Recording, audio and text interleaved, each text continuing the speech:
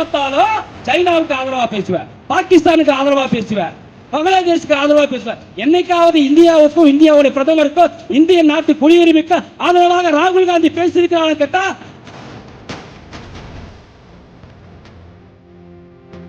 கும்மடி பூண்டிய தான்னா முக ஸ்டாலின் யாருன்னு தெரியாது, உதயநிதி ஸ்டாலின் யாருன்னு தெரியாது, இங்க கூட எம்எல்ஏ எம்பி எவனையுமே யாரும் தெரியாது. கும்மடி பூண்டி தான்னா தெரியாது. ஆனா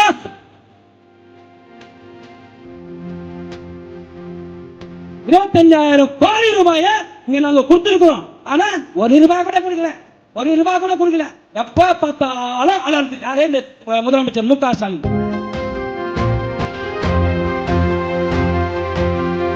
உனக்கு என்னடா தகுதி இருக்கு ராகுல் காந்தி அவர்களே? நீ என்னைக்காவது இந்தியாவுக்கு சாதகமா பேசியிருக்கியா? என்னைக்காவது இந்தியாவுக்கு நீ ஒரு சவாலா பேசியிருக்கியா? கிடையாது. எப்ப பார்த்தாலும் சைனாவுக்கு ஆதரவா பேசுவேன், பாகிஸ்தானுக்கு ஆதரவா பேசுவேன், பங்களாதேஷுக்கு ஆதரவா பேசுவேன். என்னைக்காவது இந்தியாவுக்கும் இந்தியாவுடைய பிரதமருக்கும் இந்திய நாட்டு குடியுரிமைக்கு ஆதரவாக ராகுல் காந்தி பேசியிருக்கிறான்னு கேட்டா கிடையவே கிடையாது. ஆனா ராகுல் காந்தியை கொன்ற, அதாவது ராஜீவ் காந்தியை கொன்ற 1.25 லட்சம் ஈழத்தமிழர்களை கொன்ற இந்த காங்கிரசும் திமுகவும் இங்க கூட்டணி சேர்ந்து கொண்டு இந்தியாவை வளர விடாமல் செய்வதற்கு பாராளுமன்றத்தை முடக்குகிறார்கள் என்று சொன்னால் உண்மையிலேயே தேச விரோதிகள் அதிகமாக இருக்கக்கூடிய ஒரு மாநிலமாக நமது மாநிலம் மாறிவிட்டது. சமீபத்தில் உங்களுக்கு தெரியும், பாராளுமன்றத்தில் மிகப்பெரிய ஒரு விவாதம் நடந்தது. என்னடா விவாதம் நடந்ததுன்னா, நிர்மலா சீதாராமன் சொல்லிட்டாங்களாம், என்னன்னு, தமிழ் படித்தால் பிச்சை கூட எடுக்க முடியாதுன்னு. அட பரதேசிகளா, அட படுபாவிகளா, மானங்கட்டவர்களே, அதை பேசியது நிர்மலா சீதாராமன் கிடையாது. 1943 11ஆவது மாதம் 27ஆம் தேதி உங்கள் தந்தை பெரியார் சொன்னார் இந்த வார்த்தை. என்னன்னு, தமிழ் படித்தால் பிச்சை கூட எடுக்க முடியாது, தமிழ் படிக்காதரான்னு சொன்னவர் பெரியார். ஆனால் நீங்க அவர் தான் எங்களை தமிழர் தந்தை என்று தூக்கி வைத்து ஆடுகிறீர்கள் சொன்னா தமிழின விரோதி யார்?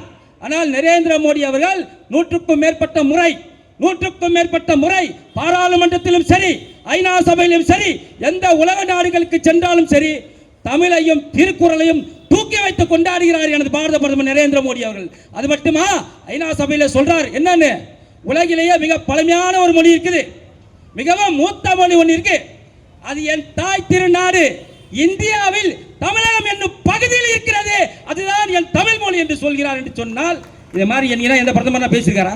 1947 இருந்து இன்னி வரைக்கும் எந்த பிரதமர் பேசியிருக்கிறா? நேரு பேசியிருக்கிறாரா? மன்மோகன் சிங் பேசியிருக்கிறாரா?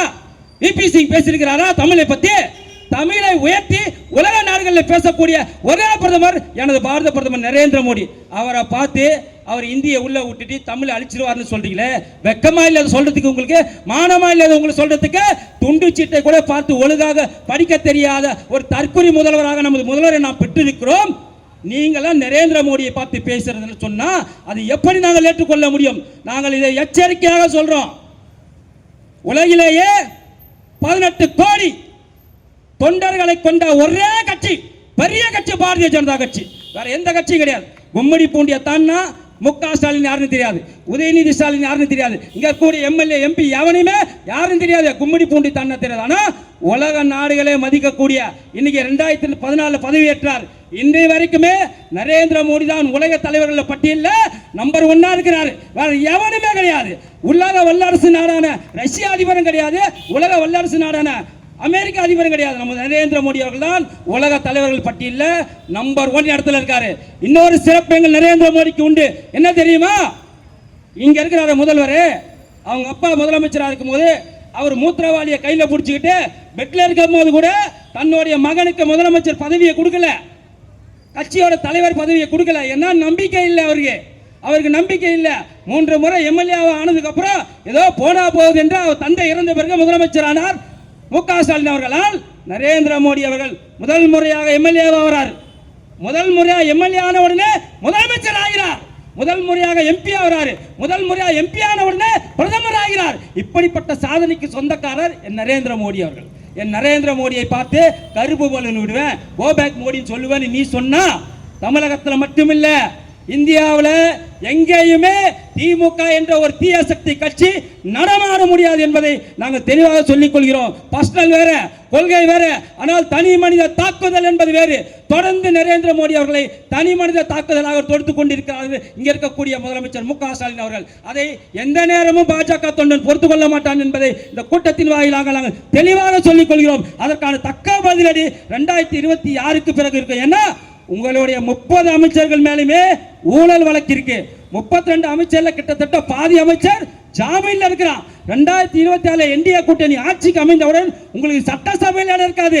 தீகார் சிறையில் தான் ஒட்டுமொத்த அமைச்சர்கள் முதலமைச்சர் ஸ்டாலின் உட்பட இருப்பீங்கன்னா அந்த அளவுக்கு ஊழல் செய்திருக்கிறீங்க.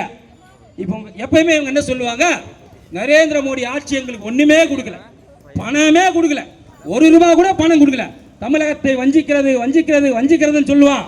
2004 இருந்து 2014 வரைக்கும் யார் ஆட்சியில் இருந்தா? காங்கிரஸ் ஆட்சியில் இருந்தாங்க. அந்த காங்கிரஸ் ஆட்சியில கூட்டணியில் யார் இருந்தா? கூட்டணியில் யார் இருந்தா? அந்த 10 வருஷம் அமைச்சர்களாக யார் இருந்தா? இங்க இருக்கக்கூடிய ஸ்டாலினோட அமைச்சராக இருந்தது. அப்ப எவ்வளவு தெரியுமா பணம் கொடுத்தான் காங்கிரஸ் நமக்கு? இதெல்லாம் ரெக்கார்டுக்கு போய் வெப்சைட்ல பாருங்க. 96,000 கோடி கொடுத்தான். எவ்வளவு? 10 வருஷத்துல வெறும் 96,000 கோடி கொடுத்தான். அதுல 52,000 மானியம். அந்த மானியம் என்பது கணக்கில் வராது. அப்ப உங்களுக்கு கொடுத்தது பாதி தான், 96,000 கோடி தான் கொடுத்திருக்கிறான். ஆனா 2014 இருந்து 2026 இன்னி வரைக்கும் பாரத பிரதமர் நரேந்திர மோடி அவர்கள் ஆட்சியில தமிழகத்துக்கு வந்த பணம் எவ்வளவு தெரியுமா? 7,25,000 கோடி ரூபாயை இங்க நாங்க கொடுத்திருக்கிறோம். ஆனா ₹1 கூட கொடுக்கல, ₹1 கூட கொடுக்கல. எப்ப பார்த்தாலும் அலர்து. யாரே இந்த முதலமைச்சர் மு.க. ஸ்டாலின் அவர் சொல்றாரு, என்னன்னு சொல்றாரு, எங்களுக்கு ஜல்ஜீவன் திட்டத்தில் இலவச குடிநீர் திட்டத்தில் பணம் வரல, அதே போல சர்வ சிக்ஷா அபியான் கல்வி நிதி வரல, அதே போல இலவச வீடு கட்டம் அதுக்கும் பணம் வரல, நகர்ப்புற அதாவது இந்த ஊராட்சிகளுக்கெல்லாம் பஞ்சாயத்து ராஜ் சட்டப்படி மத்திய அமைச்சர் தான் பணம் கொடுக்குறாங்க, அந்த பணமும் எங்களுக்கு வரல. அப்ப நீ என்னதான் பண்ற? மக்களோட வரி பணத்தை வாங்கி நீ என்னதான் பண்ற? தண்ணிக்கு நாங்க தான் காசு கொடுக்குறோம், வீடு கட்டுறதுக்கு நாங்க தான் காசு கொடுக்குறோம், ஊரக உள்ளாட்சி அமைப்புகளுக்கு நாங்க தான் காசு கொடுக்குறோம்னா நீ எதுக்கு இங்க முதலமைச்சரா இருக்கிற? அப்ப மக்கள் வரி பணத்தை வாங்கி நீ என்ன பண்ற? டாஸ்மார்க் மூலமாக வரக்கூடிய 45,000 கோடி எங்க போகுது? பத்திரப்பதிவு மூலமாக வரக்கூடிய 95,000 கோடி எங்க போகுது? கனிம வளம் மூலமாக வரக்கூடிய 80,000 கோடி எங்க போகுது? இந்த பணம் எங்க போகுது? முதலமைச்சர் அவர்களே, நரேந்திர மோடி அவர்கள் பணம் கொடுக்கவில்லை என்றால் இங்கு ஒரு ஆணியை நீங்க பிடிக்க முடியாது உங்களுக்கு என்று நன்றாக தெரியும். இருந்தாலும் பொய் பித்தலாட்டத்தின் மொத்த உருவமாக புழுகு மூட்டையாக இன்றைய முதலமைச்சர் மு.க. ஸ்டாலின் அவர்கள் நமது பாரத பிரதமரையும் நமது அமைச்சரவையும் இழிவாக பேசிக் கொண்டிருக்கிறார். இதை நம்பாதீங்க, எல்லா வெப்சைட்ல இருக்கு. நான் சொன்னது எல்லா வெப்சைட்ல இருக்கு. நான் சொன்னதுல ஏதாவது ஒரு பொய் இருந்தா தாராளமாக என் மீது அவதூறா பேசுறாரு வழக்கு போடுங்க. ஆனா இது எல்லாமே வெப்சைட்ல இருக்கு. இது எல்லாமே மத்திய அரசு எவ்வளவு பணம் கொடுத்திருக்கு, அந்த மத்திய அரசு கொடுத்த பணத்தை இவங்க எவ்வளவு செலவு பண்ணிருக்காங்க, எவ்வளவு செலவு பண்ணல, இது எல்லாமே இருக்கு. இந்த 5,000 ரூபாய் கூட உங்களுக்கு எப்படி கொடுத்தாங்க தெரியுமா? அது யாருடைய பணம் தெரியுமா? ஆதி திராவிட பழங்குடியின பட்டியலின மக்களுக்கு மத்திய அரசு கொடுத்த 10,000 கோடியில இருந்து 7,000 கோடி அவங்களுக்கு போக வேண்டிய நிதி எடுத்து உங்களுக்கு கொடுத்திருக்காங்க.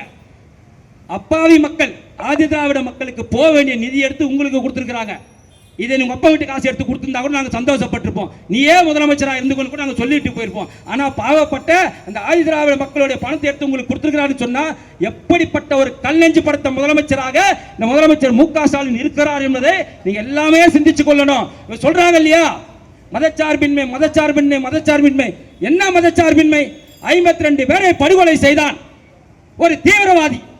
கோயம்புத்தூர்ல 52 பேரை படுகொலை செய்தான் ஒரு தீவிரவாதி. அந்த தீவிரவாதி என்னமோ சுதந்திர போராட்ட தியாகி போலவோ, அவர் என்னமோ ராணுவ வீரர் போலவோ அவருடைய உடல் ஊர்வலத்திற்கு அனுமதி கொடுத்து ஊர்வலம் நடத்துகிறார்கள் சொன்னா இந்த அரசு என்ன அரசு? இது தீவிரவாத அரசா இல்ல மக்கள் நல அரசா என்பதை மக்கள் நீங்கள் முடிவு செய்ய. 52 பேரை கொண்டிருக்காயா? 52 பேர் உயிர் கிடையாதா உனக்கு? 52 பேர் அப்பாவி பாட்சா என்ற ஒரு தீவிரவாதி கொலை பண்ணியிருக்கிறார்.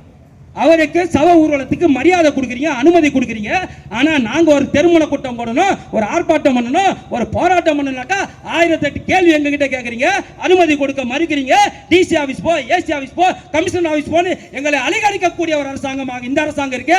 ஆனால் ஒரு அடிப்படைவாத அமைப்பு, பிரிவினவாத அமைப்பு அனுமதி கேட்கும் போதெல்லாம் தாராளமாக அனுமதி கொடுத்து அவர்களுக்கு இங்க கலவரம் தூண்டக்கூடிய அளவுக்கு அனுமதி கொடுக்கிறீங்கன்னு சொன்னா இப்படிப்பட்ட அரசாங்கம் உங்களுக்கு வேண்டுமா வேண்டாமா என்பதை மக்கள் நீங்கள் தீர்மானித்துக் கொள்ள வேண்டும். கடைசியாக ஒன்று சொல்லிக் கொள்ள விரும்புகிறேன்.